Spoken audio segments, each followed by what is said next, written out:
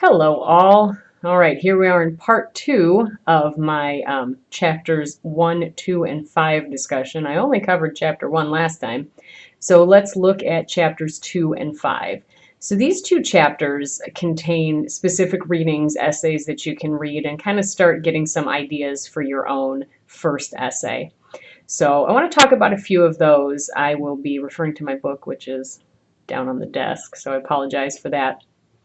But, all right, let's review. Your first formal essay assignment is your chance to identify an issue that's affecting your community and analyze why it's happening, and maybe even what can be done about it, but mainly looking at the causes behind that. So there is another video on Chapter 11.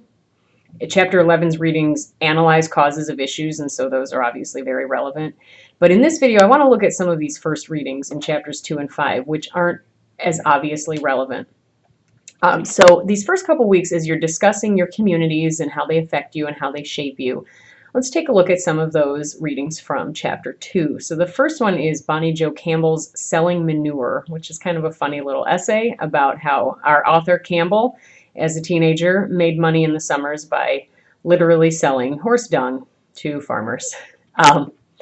So it's a funny little essay, but something to look at with this first essay is not just the job itself, because Chapter 2 looks a lot at specific experience essays, but not just the job, but the community of blue-collar workers in general. Here, Campbell had a very physical job, a kind of smelly and disgusting job, but this placed her in a specific socioeconomic job category, physical or blue-collar labor. And when you read this essay, she doesn't dwell too much on that, but you can see that the experience, the job, that particular community actually taught her quite a lot. In a face-to-face class, I'd ask you what she learned, but we can't do that. So think to yourself, what did she learn from this experience? How did this job community shape her after a summer? That's something that we're talking about here in these first discussion forums, right? These first couple of weeks. So the next one in Chapter 2 is How I Lost the Junior Miss Pageant by Cindy Bosley. Got that one right. Bosley recounts in really quite vivid detail her childhood growing up in the 1970s with an often divorced mother, mostly single mother, and how the two of them would watch the annual Miss America pageant and rate the contestants based on their physical beauty. Bosley goes on, of course, to talk about her experiences participating in her own Junior Miss pageant. Bosley's essay is even more firmly placed into a community category, this community of low-income, unwed, single-parent household.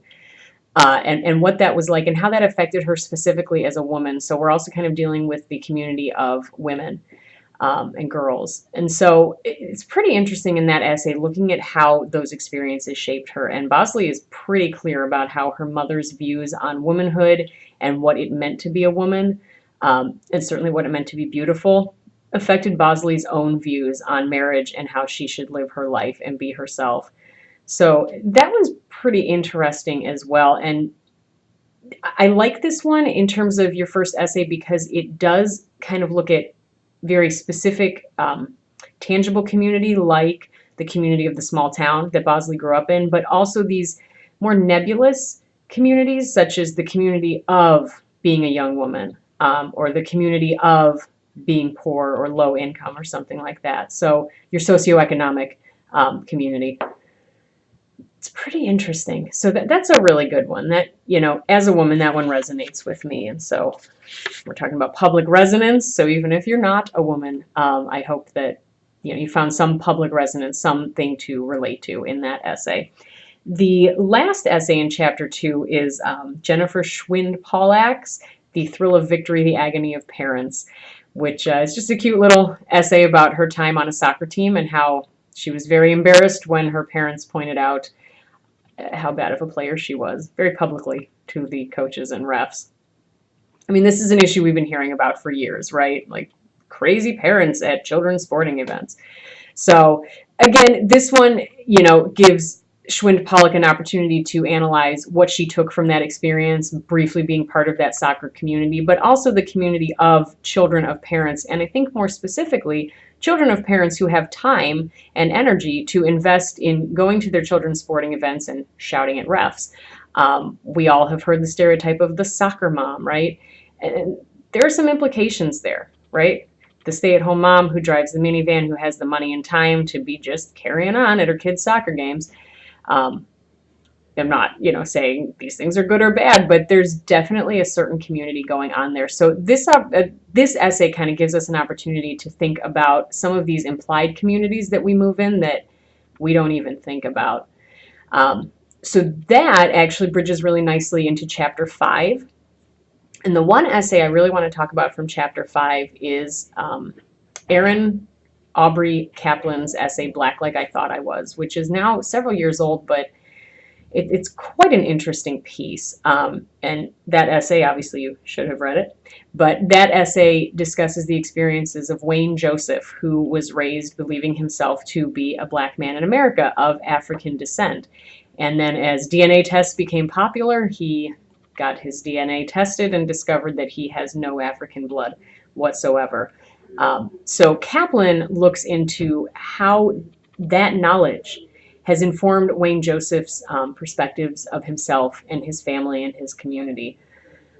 This essay is really, it's a little unsettling, and it really gives us an opportunity to reflect on how we define ourselves and what is the difference between saying something and being something. Kaplan really looks into this kind of problem that Wayne Joseph ends up with, which is the fact that he has experienced 50 plus years of life as a black man in America and then discovers he's technically not that. And how do you reconcile something you thought about yourself and your identity for all these years with the opposite, right? Or learning something new about yourself. And so it calls into question, how do we identify ourselves and how do our communities affect our perspectives of ourselves? Joseph's participation in the African American community really informed his perspective of himself and how he identified himself in relation to other people, and then that was kind of shattered. Anyone who's ever found out about maybe a half sibling they didn't know they had, or discovered that they're adopted and thought they had a blood parent, a biological parent, or anything like that. And certainly anyone who, so those are things that are kind of out of your hands. You find out things about your past that you didn't know, and those absolutely affect you. Suddenly you're not the oldest child, or you're not the youngest child, or you have, different DNA than you thought you did. Or those of us who transition genders and decide I've lived one way or identified one way for so long, and now I want to identify in another way. And that's a big shift, right? And so and that's a huge debate too, much like Kaplan's essay, this debate of what makes a man or a woman. Is it how you're born, or is it how you choose to live, or how you choose to identify? These are kind of big questions, right? I'm not asking you to solve the world in your first essay or solve the world's problems. But when we're looking at these readings from chapters 2 and 5, there's really a lot to think about here. And as you're thinking about your own essays and your own issues that you want to write about, try to start thinking of kind of these bigger picture issues. Again, with the public resonance, right? A lot of us can relate to finding out news or discovering something new that kind of changes the way we think about ourselves or our families.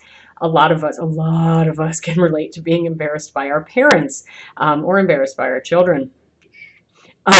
A lot of us can relate to growing up in a single parent household or participating in a contest that we're just never destined to win. A lot of us can relate to growing up with certain gender norms and roles.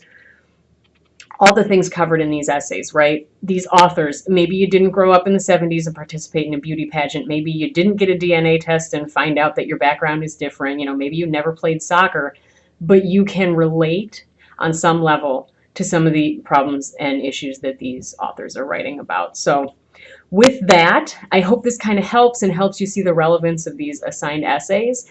And I really look forward to discussing them with you in our discussion forum in week 2. So good luck. Let me know if you have any questions or concerns, and I'll see you in the forums.